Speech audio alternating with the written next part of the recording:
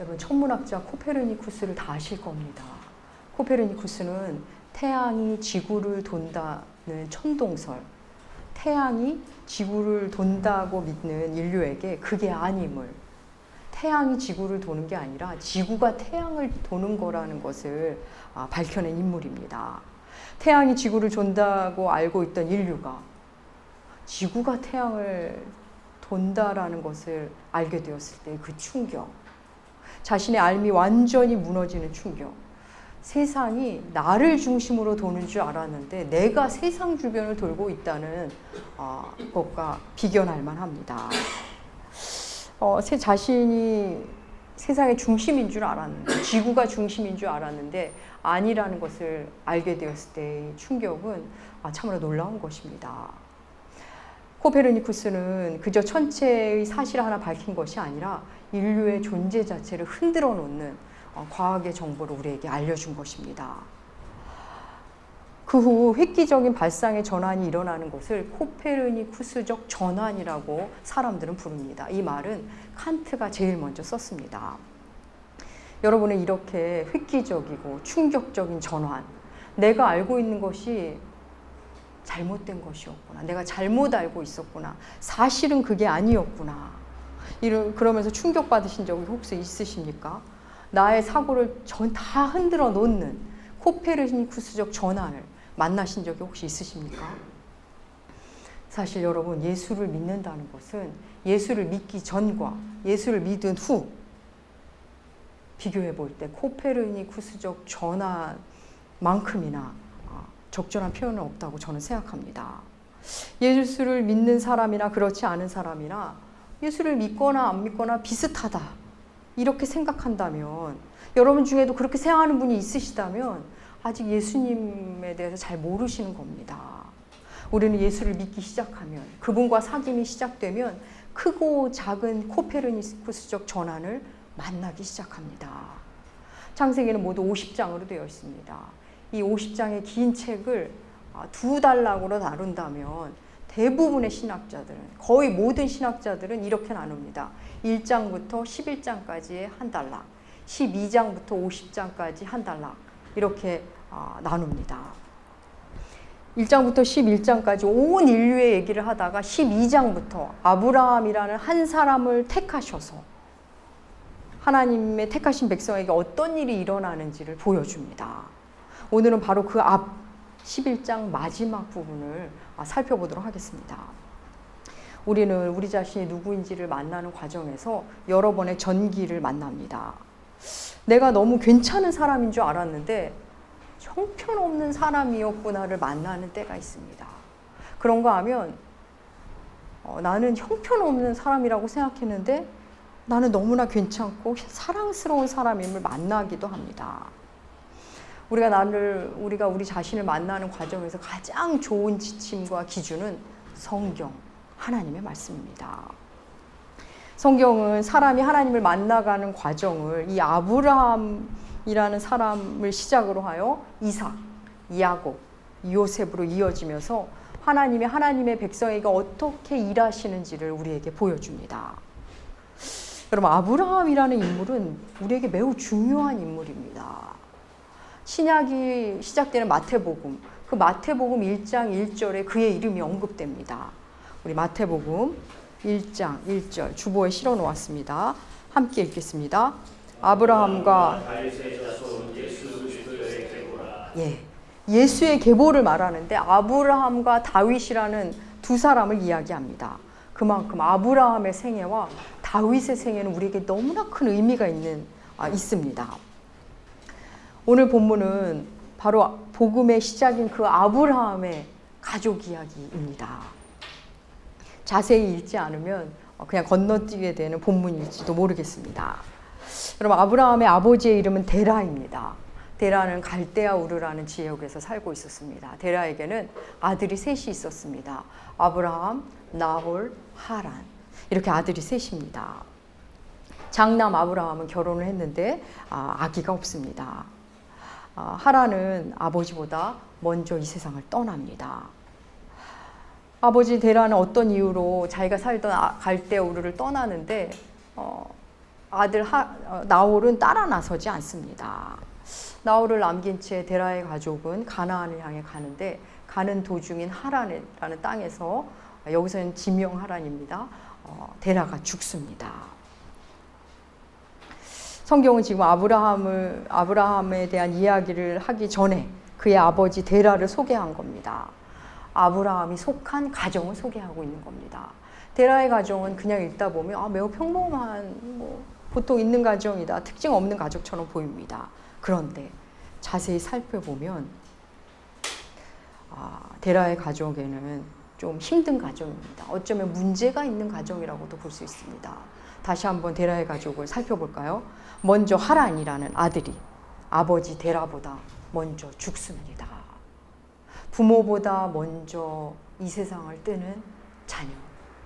그 가정의 고통은 여러분 말로 다 할 수 없습니다. 깊은 슬픔을 갖고 있는 가정입니다. 또한 아버지 데라가 어떤 이유인지 고향을 떠나 가나안으로 가려고 합니다. 그런데 아들 나홀이 따라 나서지 않습니다. 아버지의 말을 안 듣는 아들이 하나 있습니다.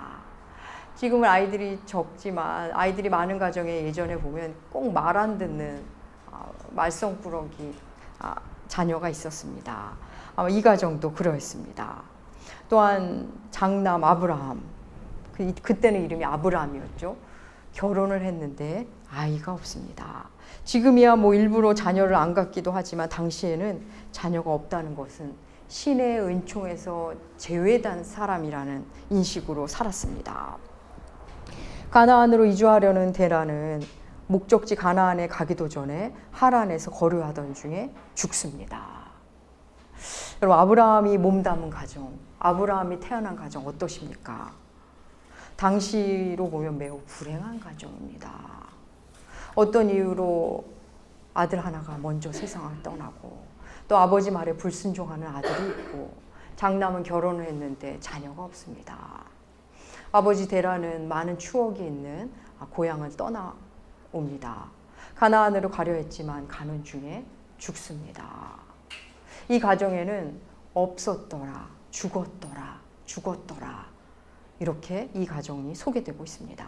불행과 결핍과 죽음의 나열입니다. 바로 이 가정에 주님이 오셨습니다. 하나님께서 그 아브라함에게 오십니다. 아직 아브라함이란 새 이름을 받기 전의 일입니다.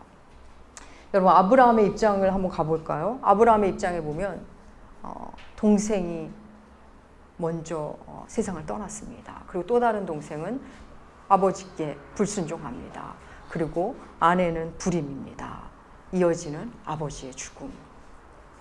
마지로서는 참 힘듭니다. 하지만 아브라함이 잘못한 건 하나도 없습니다. 그의 잘못은 없습니다. 그런데 너무나 힘이 듭니다.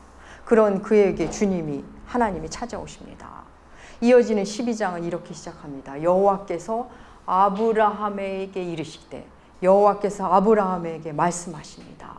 그 말씀의 내용 12장 1절 우리 함께 읽어볼까요? 주보에 실었습니다. 함께 읽으시겠습니다. 여호와께서 아브라함에게 이르시되 너는 너의 고향과 친척과 보여줄 땅으로 가라. 여호와께서 아브라함에게 이르시되, 여러분은 하나님이 나에게 이르시되를 만나보셨습니까? 하나님이 필제에게 이르시되, 하나님이 윤기석 집사에게 이르시되, 이런 하나님 만나보셨습니까? 여러분, 하나님은 궁극으로 우리 개인에게 말씀하시는 하나님이십니다. 그 말씀이 들려오는 첫 자리, 그 첫 자리는 결핍과 공고와 황폐함, 없었더라 죽었더라의 자리일 경우가 대부분입니다. 하나님은 하나님의 일을 시작하는데 결핍 속에 있는 아브라함, 어려움 속에 있는 아브라함에게 오셔서 시작하십니다. 오늘날 세상은 잘 나가는 사람, 이른바 금수저를 좋아합니다. 스펙이 좋고 누가 봐도 괜찮은 사람, 세상은 그런 사람에게 시선을 줍니다. 그런데 하나님은 거기에 시선을 두지 않으시고 결핍 중에 있는 사람에게 눈을 두시고 마음을 두십니다. 우리는 하나님에 대해서 오해하곤 합니다. 하나님은 풍요 속에 임하시는 것이 아니라 결핍 가운데 있는 그 사람에게 찾아가십니다. 여러분, 이게 바로 복음입니다. 우리는 이 부분에 대해서 코페르니쿠스적 전환이 필요합니다. 하나님 우리를 만날 때, 하나님 다시 말해 우리를 찾아오실 때 우리는 대개 아브라함 같은 형편일 때가 대부분입니다.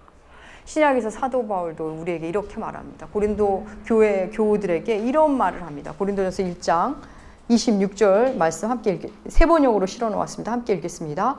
형제자매 여러분, 여러분이 부르심을 받을 때 육신의 기준으로 보아서 지혜 있는 사람이 많지 않고 가문이 훌륭한 사람이 많지 않았습니다. 예, 사도 바울이 말합니다. 여러분이 하나님 처음 만났을 때 생각해 보세요. 여러분 대단한 가문도 아니었잖아요. 많이 배운 분도 아니었잖아요. 지혜 있는 사람도 아니었잖아요. 훌륭한 사람이 많지 않잖아요. 이렇게 말하고 있는 겁니다. 여러분, 하나님과 우리 개인의 첫 만남은 부유할 때, 풍요로울 때 이루어지지 않습니다. 우리가 결핍 가운데 있을 때, 혹 겉으로 볼 때 풍요로워도 우리의 심령이 황폐할 때, 그때 주님을 만납니다. 아는 것도 별로 없고 권력도 없고 태어난 가정도 별로, 그래서 내 마음에 황폐함이 찾아들 때 주님이 오십니다. 여러분, 성경에서 하나님을 히브리인의 하나님이라는 표현을 합니다. 여러분, 이 히브리라는 단어, 도대체 히브리라는 단어가 어디서 나왔을까? 학자들이 연구했는데 하비루라는 단어에서 나온 것으로 현재까지 밝혀졌습니다. 이 하비루는 떠돌이, 천민이란 뜻입니다. 그래서 히브리인의 하나님이라는 뜻은 다시 말해 떠돌이들의 하나님, 천한 자들의 하나님이란 뜻입니다. 하나님은 천한 자, 혹 부한 자라 해도 심령이 비천하고 곤고한 그 사람에게 나타나시고 그들의 하나님이신 겁니다. 우리가 잘 나갈 때 하나님을 만나기 어려운 이유입니다. 여러분, 부유한 사람은 본데 하나님을 만나는 게 너무 어렵습니다. 교회 안에 오늘날 부자들이 많은 교회도 있는데 예수 믿는 부자들, 그들이 하나님을 믿을 때 지점은 언제나 힘겨울 때입니다. 교회 안에 있는 부자들, 그들은 둘 중에 하나입니다. 한 부류는 자신에게 허용된 그 부, 하나님이 허락하신 그 부를 사람을 돕는 데 쓰는 사람, 가난한 자를 돕는 데 앞장서는 부자이거나 아니면 가짜 그리스도인일 경우입니다. 둘 중에 하나입니다. 하나님이 찾아가는 그 심령, 하나님이 이르시되를 만나는 지점은 언제나 없었더라, 죽었더라, 결핍과 빈곤과 죽음의 지점입니다. 여러분은 제가 이런 말씀을 말하면 아마 여러분 중에 성경을 좀 아시는 분들이 이렇게 말할지 모르겠습니다. 요셉은 총리였잖아요. 다니엘은, 느헤미야는 이방 국가의 수뇌부였잖아요. 에스더는 왕비였잖아요. 욥 부자였잖아요. 이렇게 말하고 싶으실 수 있습니다. 아주 좋은 의문 제기입니다. 여러분, 요셉은 형들에게 버림받는 그 비참한 가운데서 주님을 만났습니다. 다니엘은, 느헤미야는 적국의 포로인 상태에서 주님을 섬겼고, 에스더 역시 식민 백성이었습니다. 요셉은 그 지혜로 사람을 섬겼고, 다니엘은 주님의 뜻을 알기 위해 몸부림쳤고, 느헤미야는 그 모든 지위와 권력을 버리고 주의 백성을 위해, 하나님 나라를 위해 고향으로 돌아갔습니다. 욥, 자기 재산을 불리는데 전혀 관심 있는 사람이 아니었습니다. 하나님의 뜻을 온전히 따르고자 한 사람이었습니다. 사람들은 요셉, 다니엘, 에스더, 욥, 느헤미야, 그 중심을 모르는 채 그 겉모습에만 매력을 느끼고 하나님을 오해하곤 합니다. 이들은 모두 자신의 지위와 부, 그 자체에는 전혀 관심이 없었습니다. 하나님의 나라, 하나님의 뜻, 그래서 하나님이 나에게 부어주신 그 풍요로움, 부, 지위를 하나님이 거두어 가셔도 전혀 상관이 없는, 하나님을 향한 마음이 전혀 흔들림이 없을 사람들이었습니다. 사랑하는 여러분, 하나님이 우리 심령에 오실 때 그 첫 자리는 내 마음이 곤고할 때, 결핍 속에 있을 때, 너무나 힘겨울 때입니다. 하나님은 합비루의 하나님, 약하고 낮은 자의 하나님이십니다. 하나님이 왜 그런 사람을 택하시는지 그 기준을 고린도전서를 통해 우리에게 알려주십니다. 고린도전서 1장 27절과 28절 주보 안에 세 번역으로 실어 놓았습니다. 함께 읽으시겠습니다.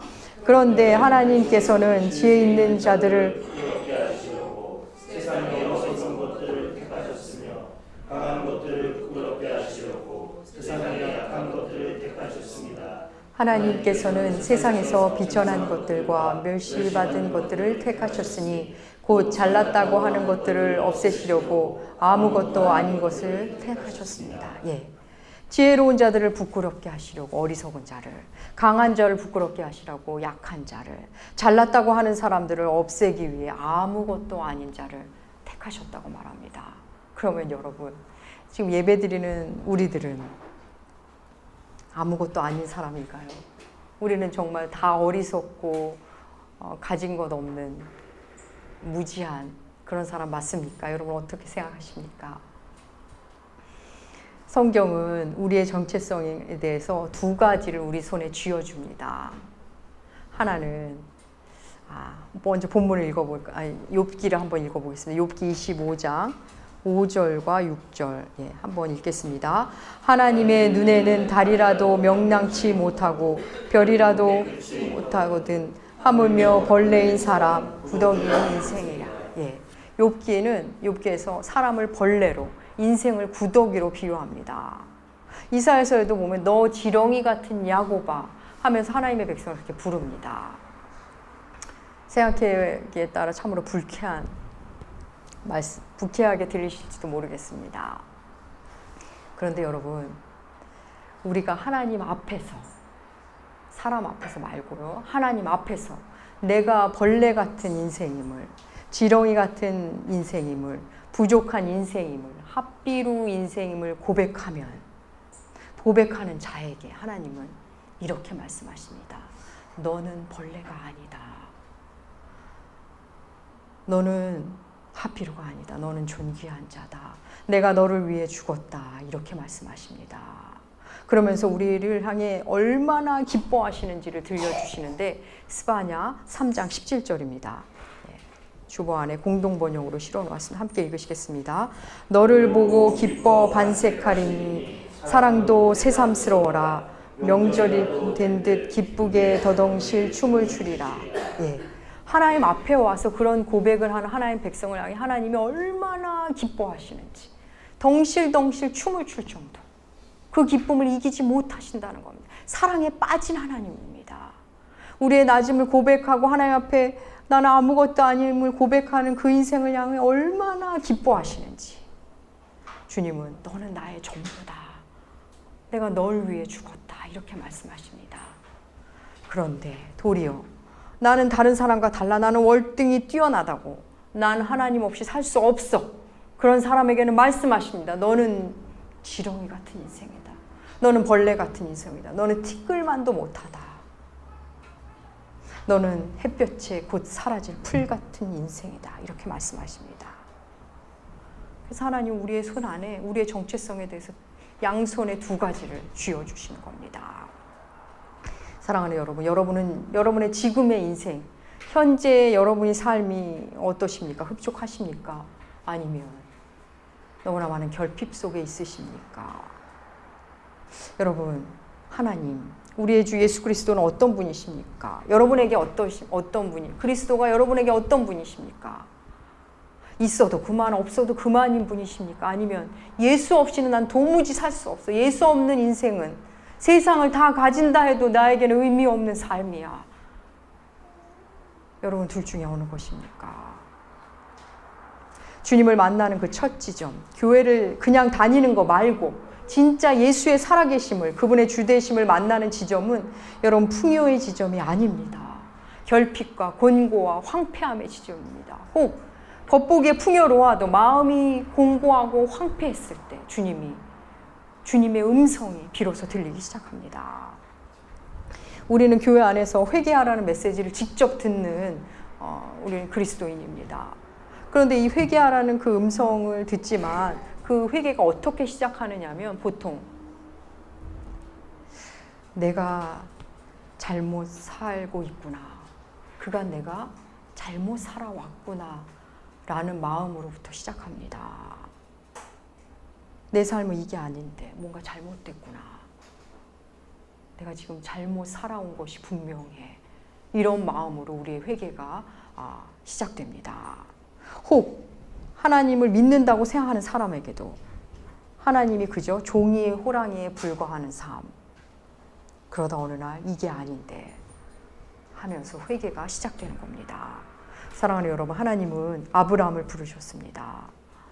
결핍 중에 공고함에 있는 별다른 기쁨도 즐거움도 없을 그에게 오셨습니다. 그리고는 말씀하십니다. 너는 너의 고향과 친척과 아비집을 떠나라. 이것은 단순히 물리적으로만 받으시면 안 됩니다. 기존의 생각과 가치관과 사회 통념을 버리라는 겁니다. 그에게 구원이 임하는 순간입니다. 새로운 산길을 하나님이 제시하십니다. 새 길, 새 땅을 보여주시겠다는 겁니다. 사유하는 존재인 인간은 자기 존재를 만남에 있어서 충격과 전환을 반복합니다. 모든 것이 자기중심적인 사람들, 자기 없으면 큰일 날 걸로 생각하는 사람들은 어느 날 내가 죽어도 이 땅에 아무 변화가 없다는 것을 만나게 됩니다. 내가 굉장히 중요한 줄 알았는데 나 없이도 잘 돌아가는 회사, 공동체, 교회, 그걸 보면서 화가 납니다. 충격과 배신감까지 느낍니다. 그런가 하면 어떤 이는 나 하나 없어도 아무렇지 않을 거라고 생각했는데 자신의 역할이, 자신의 존재가 누군가에게 큰 의미가 있고 어디서인가 어느 공동체, 그 공동체에서 큰 기쁨이었다는 것을 알게 되면 엄청난 기쁨과 책임을 동시에 느낍니다. 하나님은 우리에게 자기 존재감에 대해서 코페르니쿠스적 전환을 계속 주시는 분입니다. 사랑하는 여러분, 예수 그리스도는 로마 제국 황제의 궁에서 태어나지 않으셨습니다. 여리고, 예루살렘, 거기도 아닙니다. 작은 곳 베들레헴, 말구유에서 태어나셨습니다. 식민 통치로 헐떡이는 땅에 여관 한 귀퉁이의 외양간, 가축의 밥통에 누이셨습니다. 이렇게 초라하게 오신 메시아, 이것부터 우리의 사고를 완전히 바꿔놓는 겁니다. 사랑하는 여러분, 아무도 나를 찾지 않을 때, 아무도 나를 인정해 주는 것 같지 않을 때, 그때 그분이 오십니다. 벗어나고 싶은 비천함과 결핍의 상태로 있을 때, 내 마음이 황폐할 때 주께서 여러분을 찾으십니다. 부르십니다. 여러분, 이게 바로 복음입니다. 여러분, 그래서 우리는 결핍의 사람들을 다르게 보셔야 합니다. 귀하게 여기셔야 합니다. 결핍 가운데 있는 사람들, 그들을 다시 봐야 합니다. 여러분, 어려운 사람을 도우면 왜 우리가 기쁨이 충만한지 아십니까? 결핍 속에 계신, 장애와 가난 속에 계신 예수의 흔적을 우리가 만나기 때문입니다. 하나님은 그들이 알든 모르든 아픔 속에 있는 자들 속에 계시기 때문입니다. 사랑하는 여러분, 기억하십시오. 하나님은 하피로의 하나님이십니다. 결핍과 공고, 힘겨움과 황폐, 죽음의 자리에 오십니다. 오늘 11장 마지막 절에 데라가 죽었더라. 그리고 12장에 여호와께서 아브라함에게 이르시되 새 지평이 열립니다. 죽음 후에 새로운 일이 시작됩니다. 하나님의 모든 시작에는 여러분 죽음이 있었다는 거 아십니까? 모세가 태어날 때도 바로는 태어나는 남자아이를 모두 죽이라고 했고, 예수가 나실 때도 헤롯이 2살 이하의 남자아이를 모두 죽이라고 했습니다. 하나님의 역사는 역설적이게도 죽음으로부터 시작합니다. 결핍, 곤고, 부진, 낙심, 소외, 세상이 싫어하는 그 단어 속에 새로운 길이 숨어 있습니다. 사랑하는 여러분, 지금 일이 잘 되고 소위 잘 나가십니까? 겸손히 주 앞에 엎드리셔야 합니다. 더 교만해질까 봐 두려워하셔야 합니다. 혹 지금 하는 일마다 안 되고 결핍과 공고의 시간을 보내고 계십니까? 이제 하나님의 음성을 들으실 차례입니다. 하나님이 이르시되, 주께서 나에게 말씀하시는데 내가 못 듣고 있는 것일지도 모릅니다. 하나님 지금 말씀하십니다. 이전 사고를 버려라. 기득권을 버려라. 낮은 곳으로 가라. 세상 가치관을 내려놓아라. 여러분, 이게 복음입니다. 그러고 나면 하나님 우리를 친히 인도하십니다. 아브라함은 한 동생은 죽었고 다른 한 동생은 가정에서 이탈했고 아내는 불임인 삶에 그 어려움이 겹겹이 쌓였을 때 하나님이 오셨고 하나님을 만났습니다. 사랑하는 여러분, 이제 여러분의 가정을, 여러분의 마음의 상태를, 여러분의 상황을 다시 해석하시기 바랍니다. 예수 그리스도 그분은 결핍과 공고의 삶을 친히 사셨기에 결핍과 공고 속에 있는 자의 눈만 바라봐도 다 아시는 분입니다. 예수께서는 그 공고 속에서 영적 충만을 누리셨기에 우리에게 영적 충만을 주시는 분이십니다. 충만 속의 결핍, 결핍 속의 충만. 그 예수의 신비를 만나시고 여러분의 남은 삶, 예수와의 깊은 사귐으로 작은 코페르니쿠스적 전환을 계속 만나가는 여러분들 되시길 축복합니다. 기도하겠습니다. 하나님 아버지, 높은 것, 많은 것, 넓은 것, 그것이 복음이 아니라 결핍과 공고, 황폐함 가운데 오시는 예수가 복음임을 다시 알려주시니 감사합니다. 낮아짐과 섬김, 나눔의 삶이 가장 아름답고 위대한 삶임을 주님을 통해 배우게 하여 주시옵소서. 결핍과 부족을 두려워하지 말고 더욱 주님을 찾으라는 주의 말씀으로 알아 더욱 주께 가까이 가는 우리들 나무교회 되게 하여 주시옵소서. 감사드리며 존귀하신 예수님의 이름으로 기도합니다. 아멘.